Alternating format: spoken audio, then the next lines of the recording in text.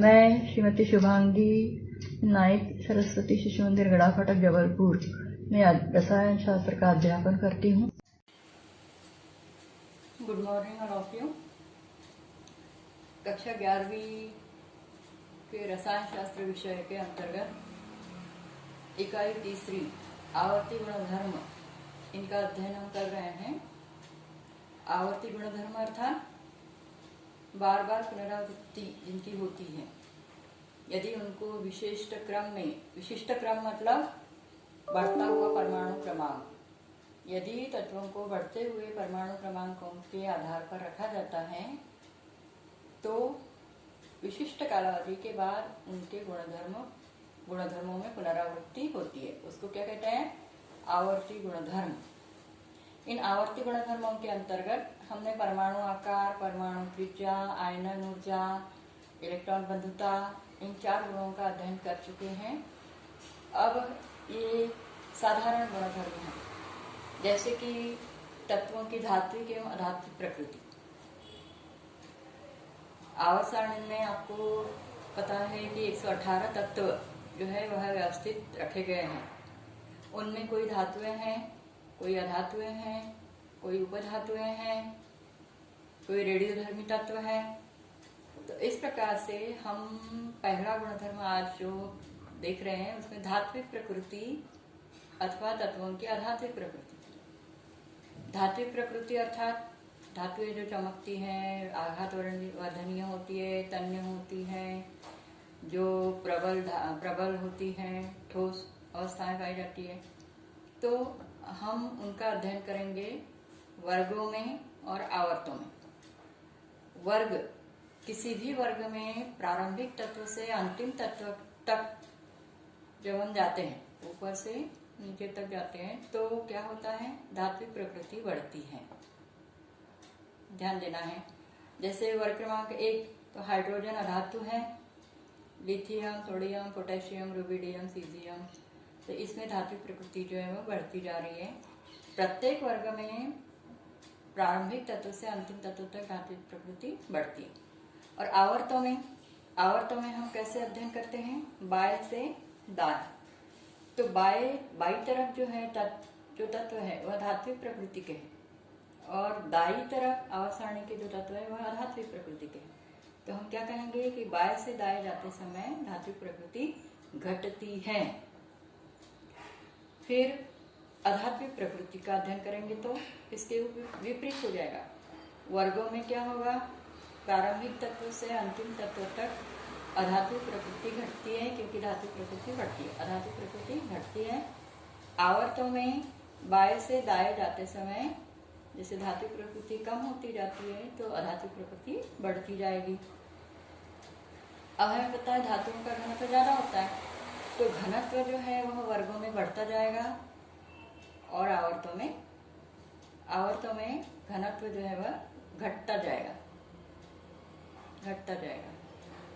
गलनांक धातुओं के ज्यादा होते हैं तो वर्गों में गलनांक बढ़ते जाएंगे, और आवर्तों में जो है वह गलनांक, अधातुओं के गलनांक कम होते हैं तो उसमें वह घटते जाएंगे। इस प्रकार से धात्विक प्रकृति और अधात्विक प्रकृति वर्गों में बढ़ना, धात्विक प्रकृति अधात्विक प्रकृति घटना।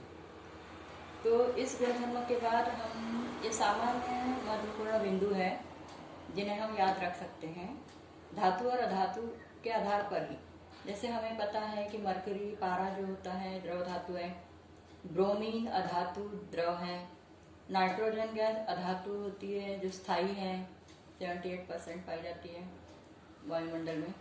गैलियम, ध्यान देना है, गैलियम जो एक उपधातु है उसका गलनांक सबसे कम होता है।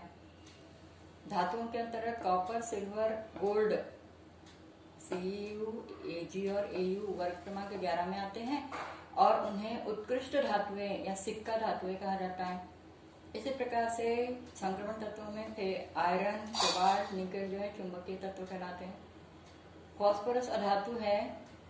फॉस्फोरस का अर्थ होता है स्फुर दीप्ति, मतलब वह अपने आप चमकता है। इसके पश्चात सोडियम इधर जो होता है वर्ग क्रमांक 1 में, अधिक क्रियाशील धातु है, मिट्टी के तेल में रखा जाता है, बहुत मुलायम होता है, चाकू की सहायता से काटा जा सकता है। कार्बन अलग अलग अपर रूपों में पाया जाता है, अधातु है, और इस अधातु कार्बन का एक अपर रूप जो है हीरा सबसे कठोर होता है, उसका गलनांक उच्च होता है। फिर प्रत्येक वर्ग के अंतिम, ध्यान रखना, प्रत्येक वर्ग में जो अंतिम तत्व होता है, या फिर हम कहें 7वें आवर्त के तत्व जो होते हैं वह रेडियोधर्मी प्रकृति के होते हैं, रेडियोधर्मी प्रकृति के होते हैं और संश्लेषित होते हैं। संश्लेषित का अर्थ क्या होता है? प्रयोगशाला में बनाए गए। तो 7वें आवर्तन में तत्व जो है या प्रत्येक वर्ग का अंतिम तत्व रेडियोधर्मिता को दर्शाता है, संश्लेषित प्रयोगशाला में बनाए गए। इसके पश्चात इस बात को भी ध्यान रखें कि वर्ग क्रमांक 1 को क्षारीय धातु कहते हैं, वर्ग क्रमांक 2 को क्षारीय मृदा धातु कहा जाता है। इसके पश्चात यह भी हमें पता है कि प्रकृति में जो धातुएं होती है अशुद्ध रूप में होती है, जिनको हम क्या कहते हैं? अयस्क, अयस्क कहा जाता है। अब एक अगला आवर्ती गुणधर्म का अध्ययन हम करेंगे, जिसको क्या कहते हैं? संयोजकता। शब्द से ही समझ में आता है संयोजक, संयोजक में जुड़ना। क्या होती है संयोजकता? किसी परमाणु के बाह्य कोश में पाए जाने वाले इलेक्ट्रॉनों की संख्या को संयोजकता कहते हैं, वैलेंसी जिसको कहते हैं। बाह्य कोश मतलब किसी परमाणु का बाह्य कोश मतलब संयोजक कोश, या फिर हम कहेंगे कि संयोजक इलेक्ट्रॉन जो कक्षकों में होते हैं वह उनकी संयोजकता कहलाती है। जैसे हाइड्रोजन है, एक ही परमाणु क्रमांक होता है तो उसका बाह्य कोश वही है 1s1, तो उसकी संयोजकता 1 हो जाएगी। नाइट्रोजन 7 परमाणु क्रमांक होता है, इलेक्ट्रॉनिक विन्यास 1s2, 2s2, 2p5। तो दूसरा कोश जो है उसके s उपकोश में 2 और p में 3 इलेक्ट्रॉन है, इसलिए इसकी संयोजकता कितनी है?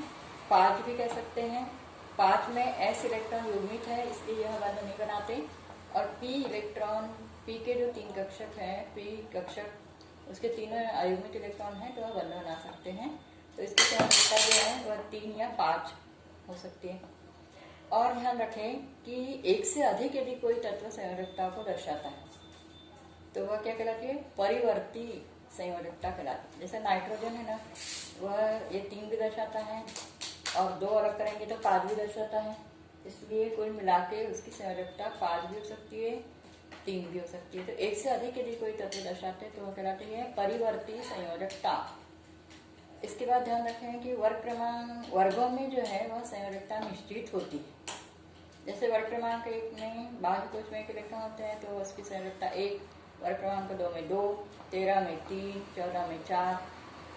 अब 15 में जाते हैं तो घटना शुरू हो जाता है।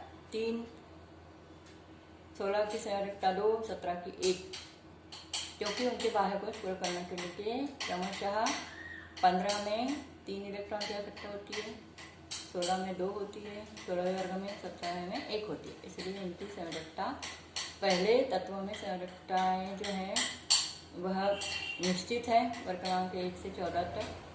14वां जो तत्व है सह संयोजकता को दर्शाता है, बाकी फिर आगे जो है वह संयोजकता। इस प्रकार से वर्गों में संयोजकता निश्चित होती है, आवर्तों में संयोजकता पहले बढ़ती जाती है फिर घटती जाती है।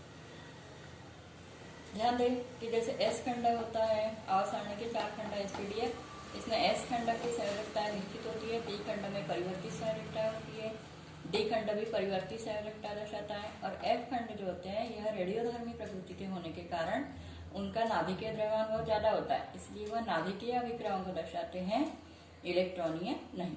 तो इस प्रकार से आज के भाग में हमने धात्विक और अधात्विक प्रकृति किस प्रकार से आवर्ती गुणधर्म है और संयोजकता भी किस प्रकार से आवर्ती गुणधर्म है यह समझा है।